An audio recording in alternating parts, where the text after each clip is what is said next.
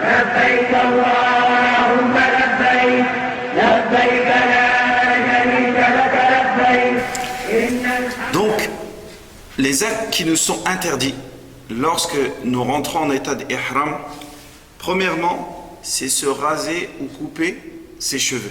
Se raser les cheveux ou les couper. Ça, c'est le premier acte qui nous est interdit. Le deuxième acte qui nous est interdit, c'est se tailler les ongles des mains ou des orteils. Le troisième acte qui nous est interdit, c'est se parfumer le corps ou les habits. Parce que là, maintenant, je suis en état de ihram. Mais s'il reste une odeur du parfum que j'avais mis avant de rentrer en état d'ihram, il n'y a pas de problème à cela. Maintenant, beaucoup de gens se posent la question. Je suis en état d'ihram. J'arrive à la Mecque. J'ai fait un long voyage de Médine jusqu'à la Mecque. Presque 500 km. Et peut-être j'ai sué, peut-être il y a certaines odeurs.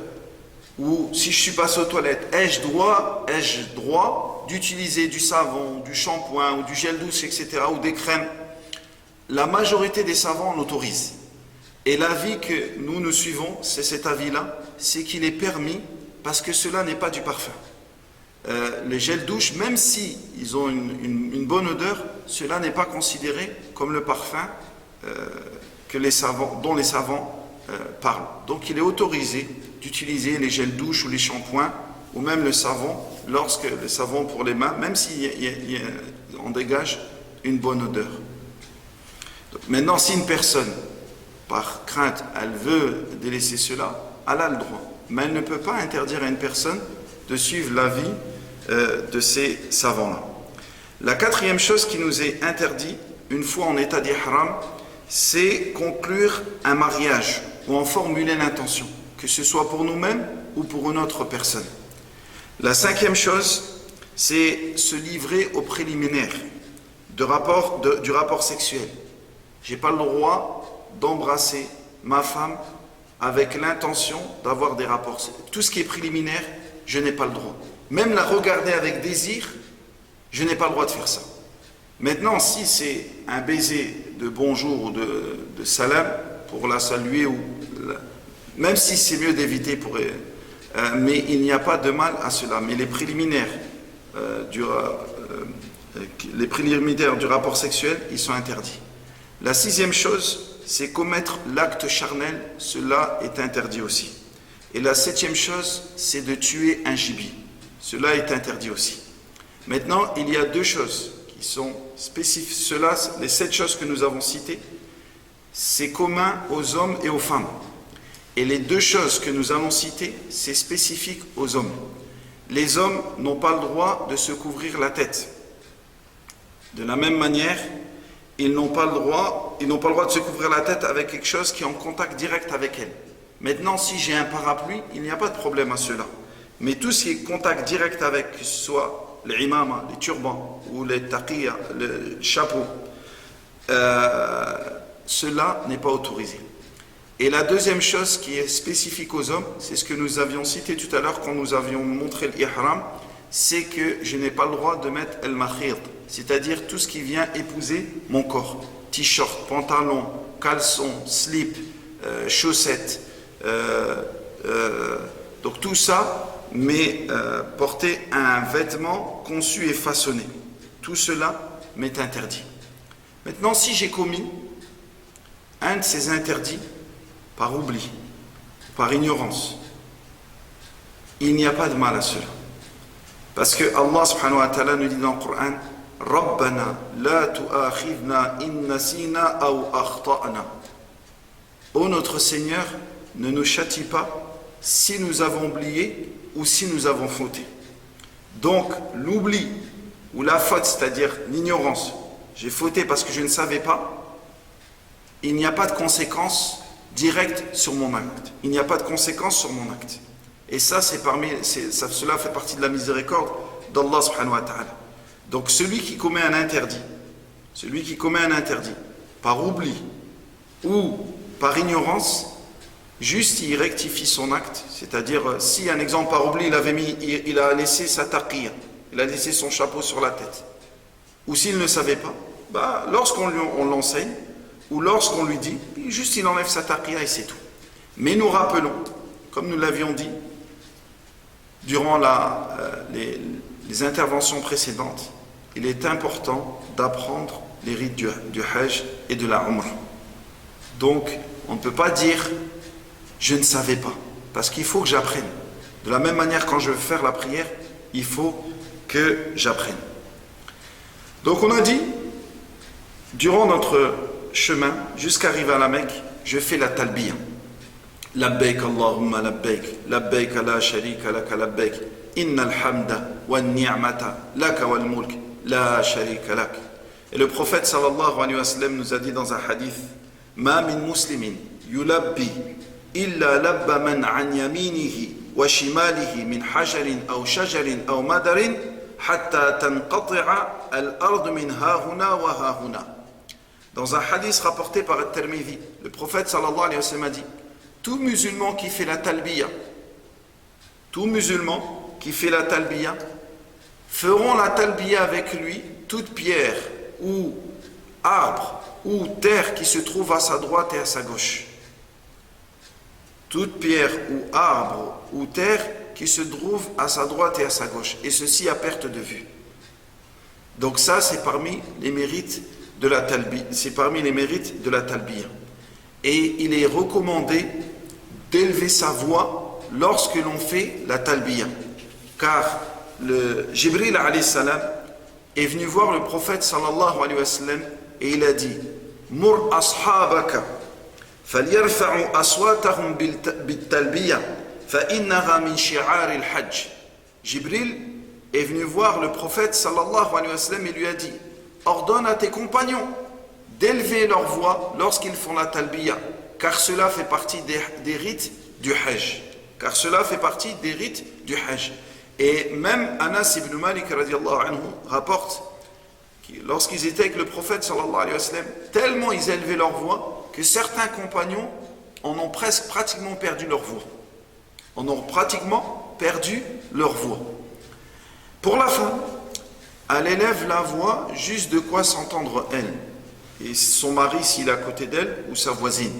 Mais elle n'élève pas la voix à la façon des hommes.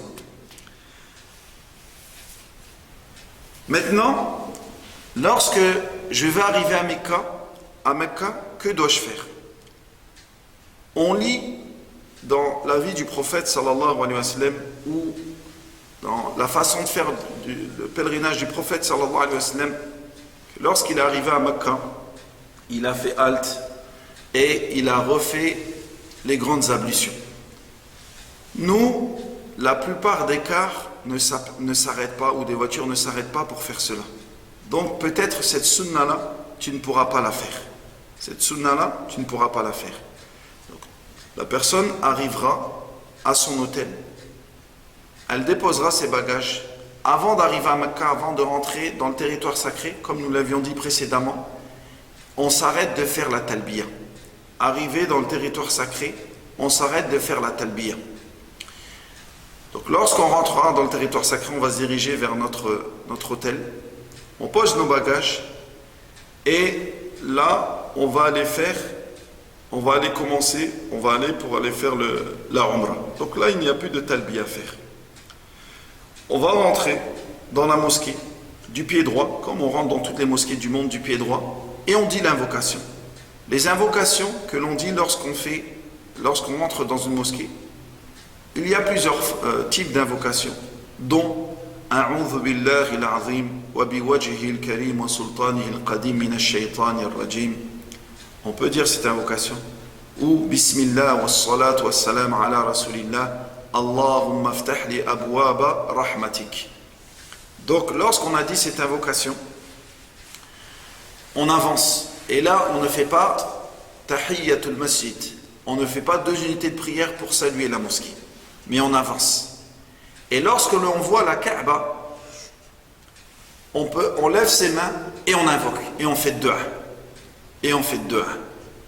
On peut dire la dua que Omar ibn Khattab radiallahu anhu a dit Allahumma anta salam wa minka salam fahayyina bis salam. On peut dire cette invocation-là. Et on dit n'importe quelle invocation à la vue de Al-Kaaba. Maintenant, on va commencer la première chose qu'on appelle Tawaf el-Qudum. Le premier tawaf, le tawaf d'arrivée, Tawaf el-Qudum. Pour les hommes, ils vont faire ce qu'on appelle el-Ittiba'. El-Ittiba', c'est le fait avec Rida. On va laisser découvrir l'épaule droite. On va laisser découvrir l'épaule droite. Ça, c'est seulement durant le tawaf. Et durant le tawaf el-Qudum, le tawaf d'arrivée. On va laisser découvrir l'épaule droite. Et que va-t-on faire?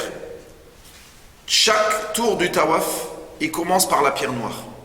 Si je peux embrasser la pierre noire, alhamdulillah. Si je ne peux pas l'embrasser, je peux la toucher, alhamdulillah. Sans causer du tort à autrui. Maintenant, si je ne peux pas faire cela, que vais-je faire? Je vais faire un signe de la main et je vais dire Bismillah, Allahu Akbar en direction de la pierre noire. Ou dire seulement Allahu Akbar. Et durant le tawaf al-Qudum, il est de la sunna aussi de faire ar-raml. Ar-raml, c'est le fait d'accélérer le pas. Le fait d'accélérer le pas, presque en trottinant presque, les 3 premiers tours. Les 3 premiers tours pour les hommes. Donc, je fais le tawaf et même s'il y a une divergence, mais la majorité des savants sont d'accord pour dire qu'il faut être en état de pureté lorsque l'on fait le tawaf. Être en état de pureté lorsque l'on fait le tawaf. Donc, lorsque je vais faire le tawaf, je tourne. Toujours la Kaaba, elle est sur ma gauche. Donc, je vais tourner. Que fais-je durant le tawaf? Il faut savoir que chaque pas que je fais, Allah me pardonne mes péchés. Et le tawaf, c'est un acte d'adoration. C'est comme si j'étais en prière, sauf que là, j'ai le droit de parler. Mais il n'y a pas d'invocation spécifique durant le tawaf. Donc moi, j'invoque Allah subhanahu wa ta'ala. Et je dois savoir, Allah subhanahu wa ta'ala, il dit وَإِذَا سَأَلَكَ عِبَادِي عَنِّي فَإِنِّي قَرِيبٌ أُجِيبُ دَعْوَةَ الدَّاعِ إِذَا دَعَانِ. Et si mes serviteurs t'interrogent à mon sujet, je suis proche. Je réponds à l'invocation de celui qui m'invoque. Donc invoque Allah subhanahu wa ta'ala en étant certain de l'exaucement de ton invocation. Comme Allah subhanahu wa ta'ala, comme le prophète sallallahu alayhi wa sallam a dit, Ud'u Allah wa antum muqinuna bil ijaba. Invoquez Allah en étant sûr de son exaucement. Donc, ça ne sert à rien de répéter des invocations dont je ne comprends pas le sens, et c'est mieux de faire des invocations qui me tiennent à cœur. Peut-être tu as des invocations que tu veux faire toi, donc fais ces invocations, peu importe la langue que tu vas faire, ou avec la langue avec laquelle tu vas les faire. Il est aussi de la sunna de toucher ce qu'on appelle al-ruknu al-yamani. La Kaaba est composée de 4 côtés. Il y a la pierre noire. Juste avant la pierre noire, il y a le côté yéménite. Et là, c'est bien de le toucher. Pas de l'embrasser, de le toucher. Ensuite, à chaque tour, entre le côté yéménite, c'est-à-dire l'avant-dernier côté, le côté juste avant la pierre noire, entre le côté yéménite et la pierre noire, il est bien de dire Rabbana atina fid dunya hasanatan wa fil akhirati hasanatan wa qina adhaban nar. Donc, et à chaque fois que je passe devant la pierre noire, Bismillah, Allahu Akbar, en faisant signe de ma main, si je n'ai pas pu l'embrasser ou si je n'ai pas pu la toucher. Et je fais ça 7 fois de suite. Arrivé, si je mets 3 premiers tours, si j'ai pu faire un ram, j'ai pu accélérer le pas en trottinant, au 4e tour, je m'arrête. Si je n'ai pas pu faire un ram parce qu'il y avait trop de monde, alors je marche normalement. Lorsque j'ai fini le tawaf, je vais recouvrir mon épaule droite que j'avais découverte, ce qu'on appelle el-ittiba'. Donc je vais la recouvrir. Lorsque je l'ai couverte, je me dirige vers ce qu'on appelle Maqamu Ibrahim, la station d'Ibrahim, en récitant le verset suivant. وَاتَّخِذُوا مِن مَقَامِ إِبْرَاهِيمَ مُصَلَّى. Je récite ce verset-là. وَاتَّخِذُوا مِن مَقَامِ إِبْرَاهِيمَ musalla. Que veut dire ce verset du Coran? Adopter pour lieu de prière ce lieu où Ibrahim se tint debout. Adopter comme lieu de prière ce lieu où Ibrahim se tint debout. Et derrière le maqam Ibrahim, je vais accomplir 2 unités de prière, dans lesquelles, première raka'a, je lirai Al-Fatiha plus Qul ya ayyuhal kafirun. Deuxième raka'a, Al-Fatiha plus Qul huwa Allahu ahad. Si derrière maqam Ibrahim, ça va être gênant, je vais gêner les gens, donc je me recule un maximum pour ne pas gêner les gens. Si je sais que même en me reculant un maximum, je vais quand même gêner les gens, parce que le tawaf, tellement il y a du monde durant le tawaf, alors là je prie là où je peux prier. 2 unités de prière. Donc il ne faut pas vouloir accomplir des sunnahs tout en commettant des injustices, tout en causant du tort aux gens. Il y a des gens, tellement ils vont frapper des gens, ils vont bousculer des gens, rien que pour toucher la pierre noire. C'est-à-dire, il fait du mal aux gens pour accomplir une sunna. La pierre noire, comme l'a dit Omar radiallahu anhu, tu n'es qu'une pierre lorsqu'il l'embrassait. Wallahi, si je n'avais pas vu le messager d'Allah sallallahu alayhi wa sallam t'embrasser, je ne t'aurais pas embrassé. Tu n'es qu'une pierre qui n'est ni utile ni peut causer du tort. C'est vrai, quand l'embrasse, celui qui l'a touché comme il se devait, la pierre noire et le côté hyménite, c'est une cause d'expiation des péchés. Mais cela ne veut pas dire que je commette des injustices ou je cause du tort aux gens. Donc après avoir accompli mes 2 unités de prière derrière maqam ou Ibrahim, je m'en vais pour boire de l'eau de Zamzam. Maintenant tu ne pourras plus, là je vous parle concrètement, tu ne pourras plus aller au puits pour aller boire de l'eau de Zamzam comme à l'époque du prophète sallam. Donc là où tu trouveras un baril dans lequel se trouve de l'eau de Zamzam, tu le prends et tu bois de l'eau de Zamzam. Et il est bien aussi, dans la mesure où tu ne vas pas gêner les gens, parce que ceux qui travaillent là-bas, ils n'aiment pas trop, mais de verser un peu d'eau sur la tête, comme l'ont fait le prophète sallallahu alayhi wa sallam et les sahaba, de verser un peu d'eau de Zamzam sur la tête. Il n'y a pas d'invocation spécifique qui nous ont été rapportées du prophète sallallahu alayhi wa sallam lorsqu'on boit de l'eau de Zamzam. Ce qui nous a été rapporté, c'est une invocation de Abdullah ibn Abbas radiyallahu anhuma, qui a dit Allahumma inni as'aluka ilman nafi'a wa rizqan wasi'a wa shifa'an min kulli da. Oh Allah, je te demande une science utile, une subsistance large et une guérison pour chaque mal ou pour chaque maladie. Donc ce qui nous a été rapporté de Abdullah ibn Abbas. Mais toi, tu bois de l'eau de Zamzam, si tu veux faire dua, tu fais dua. C'est vrai qu'il a été rapporté des salafs que certains buvaient de l'eau de Zamzam avec une certaine intention. Avec une certaine intention. Donc lorsque j'ai fini de boire de l'eau de Zamzam, je vais me rediriger vers la pierre noire pour aller de nouveau la saluer, si je ne peux pas l'embrasser ou la toucher, en disant Bismillah, Allahu Akbar. Ensuite, je me dirige vers As-Safa ou Al-Marwa. C'est 2 monts, le mont Safa et le mont Marwa. Mais on commence par Safa. Lorsque je vais monter, c'est des escaliers que je vais monter, je vais avancer vers Safa. Lorsque je vais voir Safa, je vais réciter le verset du Coran suivant. Inna as-Safa wal Marwata min sha'airillah. فمن حج البيت أو اعتمر فلا جناح عليه أن يطوف بهما ومن تطوع فإن الله شاكر عليم. Allah subhanahu wa ta'ala, c'est bien sûr dans le sens, c'est As-Safa et Al-Marwa sont vraiment parmi les lieux sacrés d'Allah. Quiconque fait le pèlerinage à la maison sacrée ou fait la Umrah ne commet pas de péché en faisant le va-et-vient entre ces 2 monts. Et quiconque fait de son propre gré une bonne œuvre, alors Allah est reconnaissant, omniscient. Donc ça, c'est à la vue de Safa. Ensuite, lorsque je suis sur Safa, et ça ne sert à rien, il y a des petits rochers comme ça, il ne faut pas croire que ça date de l'époque du prophète. Il y a des gens, ils pensent qu'il faille monter absolument sur ces rochers-là. Non. Là où tu es, bi'idhnillah, tu es dans Safa. Ensuite, je vais me retourner vers le Kaaba.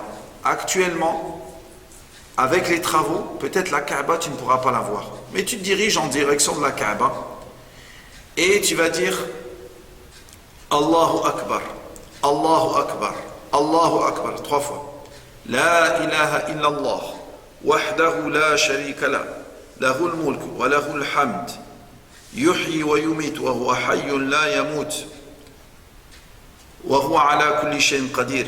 La ilaha illallah wahdahu la sharika la, anjaza wa'dahu wa nasara 'abdahu wa hazama al-ahzab wahdahu. Donc lorsque j'ai dit cela, maintenant je vais lever mes mains en disant cela, je lève mes mains et j'invoque Allah subhanahu wa ta'ala. J'invoque Allah subhanahu wa ta'ala des invocations que je veux. Ensuite, je redis cela une deuxième fois. Et lorsque j'ai dit cela une deuxième fois, donc je redis 3 fois Allahu Akbar, La ilaha illallah, wahdahu la sharika lahu, lahul mulk wa lahul hamd, yuhyi wa yumit, wa huwa ala kulli shay'in qadir. La ilaha illallah wahdahu, anjaza wa'dahu, wa nasara 'abdahu, wa hazama al-ahzaba wahdahu. Et je continue, je refais une invocation. Je refais ça une 3e fois, je redis ce même dhikr et je refais une invocation. Et ensuite, du mont Safa, je vais vers le mont Marwa. Là, celui qui n'a pas les ablutions, ce n'est pas comme pour le tawaf, il n'y a pas de problème. Il n'y a pas de problème selon l'avis de la majorité. Lorsque je vais me diriger vers Marwa, au bout d'un moment, je vais voir 2 lumières. Là, il est bien d'accélérer le pas pour les hommes, de courir un peu. Parce que Hajar, la mère d'Ismaïl, avait couru un peu au niveau sur cette distance-là. Donc il est bien, comme le prophète sallallahu alayhi wa sallam nous l'a enseigné, de courir durant cette distance-là. Ensuite, arrivé au mont Marwa, je fais la même chose qu'au mont Safa. Je me retourne vers le Kaaba, même si je ne la vois pas, en direction, et je redis 3 fois Allahu Akbar, Allahu Akbar, Allahu Akbar, La ilaha illallah wahdahu la sharika lahu, lahul mulk wa lahul hamd, yuhyi wa yumit wa huwa ala kulli shay'in qadir. La ilaha illallah wahdahu, anjaza wa'dahu wa nasara 'abdahu wa hazama al-ahzaba wahdahu. Et j'invoque Allah subhanahu wa ta'ala. Et bien sûr, on lève les mains quand on invoque Allah subhanahu wa ta'ala. Je fais ça à 3 reprises. À chaque fois, je dis ce dhikr et à chaque fois, je fais dua. Et je me redirige vers le mont Safa. Et je dis la même chose. Et à chaque fois, entre les 2 lumières vertes, j'accélère le pas pour les hommes. Donc j'ai commencé au mont Safa. Et une chose que nous avions omis de dire, c'est lorsque on a fini de dire, on avait commencé en allant vers le mont Safa, on avait dit on avait récité le verset Inna as-Safa wal Marwata min sha'airillah faman hajja al-bayta wa i'tamara fala junaha alayhi an yatawafa bihima wa man tatawwa'a khayran fa inna Allaha shakirun alim. C'est bien aussi de rajouter Abda'u bima bada'a bihillah. Je commence par ce qu'Allah subhanahu wa ta'ala a commencé. Ou nabda'u bima bada'a bihillah. Les 2 formules sont correctes. Donc, on a commencé par le mont Safa, on terminera par le mont Marwa. Donc, Safa, Marwa, ça fait 1. Marwa, Safa, ça fait 2. Et on doit faire 7 fois ça. C'est pas 7 fois Safa, Marwa, Safa, Marwa. Non, c'est Safa, Marwa, ça fait 1. Marwa, Safa, ça fait 2. Et jusqu'à terminer 7. Lorsque j'ai terminé mes va-et-vient entre Safa et Marwa, là, comme je sais que je fais le pèlerinage, si je sais que j'aurai assez de temps, en me rasant les cheveux, ils vont repousser, là je me rase. Mais si je sais que mes cheveux n'auront pas le temps de repousser, donc là, je vais couper mes cheveux. Je vais seulement couper mes cheveux. Et on ne coupe pas dans la mosquée, comme malheureusement certaines personnes le font. Et pour les femmes, elles prennent leurs cheveux et elles vont couper une mèche à la hauteur d'une phalange. À la hauteur d'une phalange. Et lorsque j'ai fait cela, lorsque j'ai terminé cela, je peux me désacraliser en entendant que le pèlerinage commence. Donc voici ce qu'on appelle la Umrah. Et ensuite, on verra plus tard pour le pèlerinage. Wallahu ta'ala a'lam. Wa sallallahu ala Muhammad wa ala alihi wa sahbihi wa sallim taslima. Walhamdulillahi rabbil alamin.